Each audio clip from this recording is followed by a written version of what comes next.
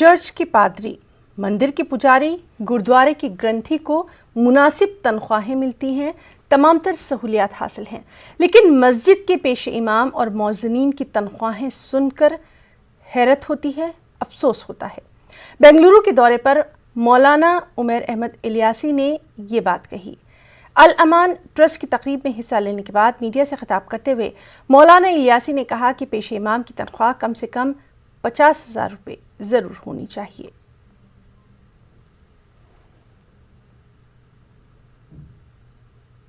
पूरी हिंदुस्तान के अंदर मिनिमम वेजेस का कानून जो हमारी देश के लेबर मिनिस्ट्री ने बनाई है वो 19,500 है।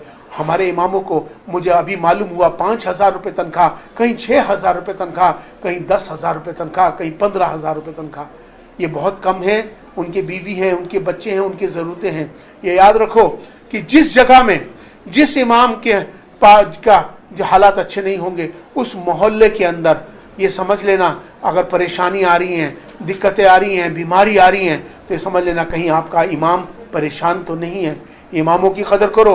इमामों का वजीफा उनकी ज़रूरत को देखते हुए उनका हदिया कम से कम 50,000 रुपये होना चाहिए। मुझे उस वक्त दर्द होता है जब गुरुद्वारों के ग्रंथी को 1 लाख रुपए मिलते हैं, चर्च के पादरी को 1 लाख रुपए मिलते हैं और मंदिरों के पुजारियों को 1-1 लाख रुपए मिलते हैं। अफसोस की बात यह है कि जो कौम का लीडर है, इमाम, उसकी किसी को परवाह नहीं है और उसकी कोई परवाह नहीं कर रहा। करोड़ों रुपए मस्जिदों में लगाए जाते हैं, लेकिन इमाम के हालात बेहतर नहीं बनाए जाते।